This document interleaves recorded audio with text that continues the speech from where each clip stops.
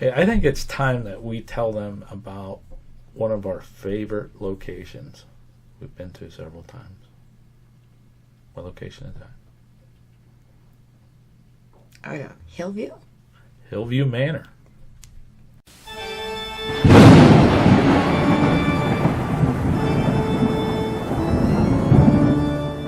Well, hello, Parapeeps, and welcome to another episode of Our Haunted Travels. I am your host, Sean Donnelly. And I'm your co-host, Mary Ann Donnelly. Mary Ann's a little under the weather, so she just may just sit here most of the time and look pretty. That's all right. Hey, if you are into history and forensic science and paranormal research, you are at the right location. Now's the time to hit that subscribe button, ding the bell for future videos from Panic D Videos. But in this video, we are talking about Hill View Manor, one of our favorite locations. We've been there several times. So many, I don't even know. I don't even know how many. I don't have enough fingers. We've organized paranormal investigations. We've done private investigations there. We've had parties there. We put on a murder mystery dinner there. It's like another home. That's right. So we are talking about Panic D number 1024 Hillview Manor. It's located at 2801 Elwood Road, Newcastle, Pennsylvania. And yes, folks, it is open to the public, so you can rent this facility or attend some of their public events and go there for yourself and experience the residents that are still there. Because they feel like it's their home too. That's right. But before we go any further, watch this quick little video about the history of Hillview Manor. And I recorded it when I still had a voice, so it'll sound normal. Yeah. We'll be right back. In 1925, Lawrence County commissioned the services of architect A.L. Thayer to design a home suitable to house and care for the county's helpless, aged, chronically and mentally ill citizens and severely destitute elderly residents with no known family. In June of 1925, the city of Newcastle, Pennsylvania started to accept bids to build what would be called the Lawrence County Home for the Aged. This joint city-county home would be built in Shenango Township on Newcastle's Elwood Road, Route 65. The home was to be different from the standard poor farm or alms home of the time and would replace the aging Newcastle City Home and consolidate various other smaller institutions from around the county as well. An excerpt from an article about the new home in Newcastle News on October 23rd of 1925 explained that the aged people without a friend in the world would be able to spend their declining years in comfort. After a year and a half of planning and construction, the Lawrence County Home opened its doors on Tuesday, October 19th of 1926. Some of the work was still awaiting completion, and the long driveway was still being paved on opening day. The home was the most modern that was provided by any county or city in the country. The home provided separate living quarters for men and women. The home also had a hospital, a kitchen, a laundry, a section for the officers and employees of the home, and a chapel, as well as its own cemetery and bomb shelter. The new county home also included vocational rooms, a smoking room, several lounges, a 4-car garage, a large garden, and a small working farm. Perry D. Snyder and his wife, Mary A. Snyder, whom were first elected in March of 1913 to serve in respective posts of the Newcastle City Home, took up residence in the Lawrence County Home for the Aged. Along with them and their 2 children, about 12 staff members and the first 20 inmates joined them. A young boy was among these first 20 inmates, although the home did not generally take children. Most of the inmates were wards of the county and sentenced to confinement at the home. Under Snyder's reign, the number of inmates steadily fluctuated over the years from 72 in December of 1928 to 176 in December of 1934, and then to 136 in December of 1939. In June of 1944, county welfare officials and the Snyders, now in their late 70s, were accused of incompetencies at the home. During the hearing, the Snyders were retired with pensions, but permitted to stay in the home. By late August, though, the Snyders were given 3 weeks to vacate the premises. It is believed that their daughter Jeanette, who lived in the home for many years, also passed away at about the same time. The Snyders' run of over 30 years of service to the community had ended, and Mance B. Hogue, the longtime director of Welfare Department, took over the operations of the home. The home continued to operate then for many years, and in the latter half of the 1960s was remodeled and slowly changed into a skilled nursing center, while under the supervision of Clarence Covert.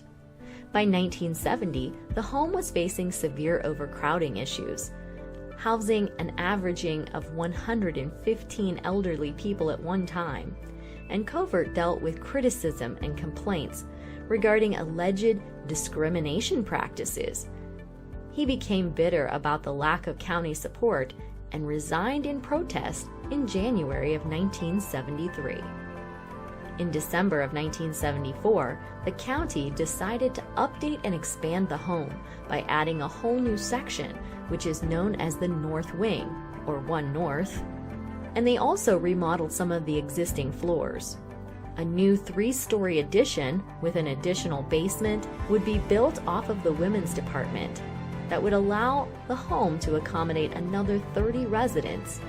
A new kitchen, dining room, and other occupational rooms were also included in the construction of the new North Wing, which cost $1.7 million. And then it opened in mid-1977, bringing the building to over 63,000 square feet.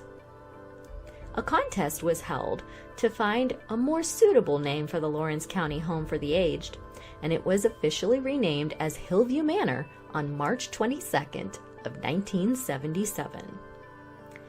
Due to financial constraints, the county did shut down Hill View Manor in January of 2004.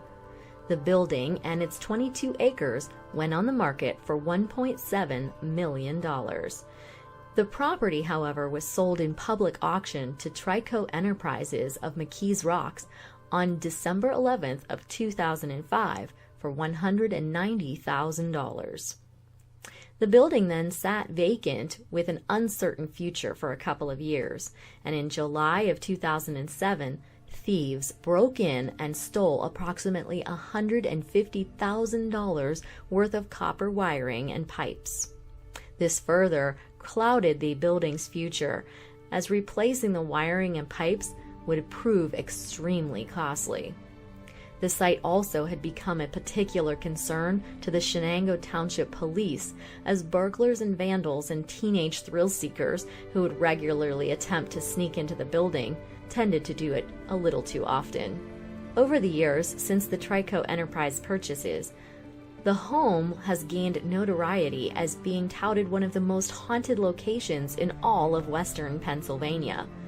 Beginning in 2008, the building was leased and began running ghost tours in the facility. After the lease was up, the current owners have continued the paranormal investigations. Many nationally renowned paranormalists have since visited the location and have recorded some strange sights and sounds. The thoughts are that these may be related to the numerous people who have died in or inhabited the building. Over 100 were interred in a small cemetery that is located right on the grounds. And we here at Panic D have recently uncovered a document that lists 132 individuals who are buried in the cemetery and 7 veteran names as well. There were a handful of residents that are known to have committed suicide at Hill View Manor as well. Some of the more well-noted individuals believed to haunt the building are Jeffrey, a young boy who has a room full of toys, Mary Virginia, an elderly woman with a fondness for dolls and trinkets, and Slick Jimmy Snaps, who would charge $1 to take your picture, even though his camera never had any film.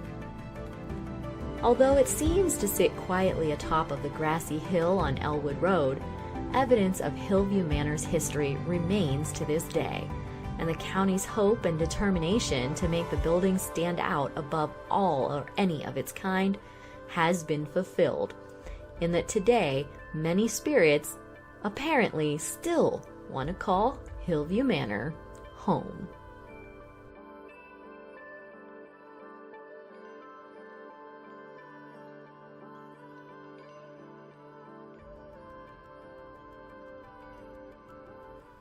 Okay, so that history video actually has been out on our channel for a long time. I mean, that same narration, not the same video. We just redid it for this one. It's been out there for a while. And actually, it was on Hill View Manor's webpage since probably 2012, maybe. I didn't look at the exact date. But Hill View Manor was the first location that we took out a tour with Darshetta Ghost Tours. 50 people on a bus. Our first one. Yeah. Yeah. So our experiences vary so vastly. We've had several paranormal experiences there. We did do an evidence video, like a collaboration of putting collection of different times we were there. I'll put a link to that. Ding! We did a ghost stories and folklore about all the paranormal claims. Well, most of the paranormal claims. There's so many more. I'll put a link to that. Ding! But like I said when we started, we've done so much stuff there at Hillview, and we always look forward to going back. We just did HillCon there this past September. Yeah, about a month ago. And we have a video out about our experiences at HillCon. I'll put that there. Ding! We actually went live there with our Saturday show. I won't put that link because I think I'm running out of dings. But it's out there on our channel under Let's Talk Paranormal. There's one live from Hillview. But and I hate to ask you a question, honey, because your voice is like gone. But why do you think this place has so much activity? There's been a lot of people have gone through there. There have been a bunch of deaths in that building. I actually just a couple weeks ago found a list of individuals who were buried in the cemetery right behind the facility. And you still have that, correct? Of course I do. We'll post a link to that on our Patreon page. If you guys want to, here's a link to our Patreon. I'll put it right here. But we're using our Patreon page too as a blog. You could just follow us on there, and we'll make that one publicly available. You guys can go check that out. But actually, I had just sent that over to Hillview because I said, do you have this? Do you know about this? And they said they hadn't. Yeah. So they got some new information from our research. And the places, it's the people who lived there towards the end before they closed. It closed in 2004. It was their home. They had great experiences there. So no wonder they came back. And some of them had been there for years. Yeah. Yeah. So as far as our experiences, like I said, we just love this place, and each individual spirit and room, the way it's broken down, and it's just, like you said, second home. Mm-hmm. So to get back to our Patreon page and talk about that again, we are going to be posting for our supporter Patreons. We're going to be posting a video of pictures that we took over the years. I'll make a little montage and I'll put that out there. That'll be available.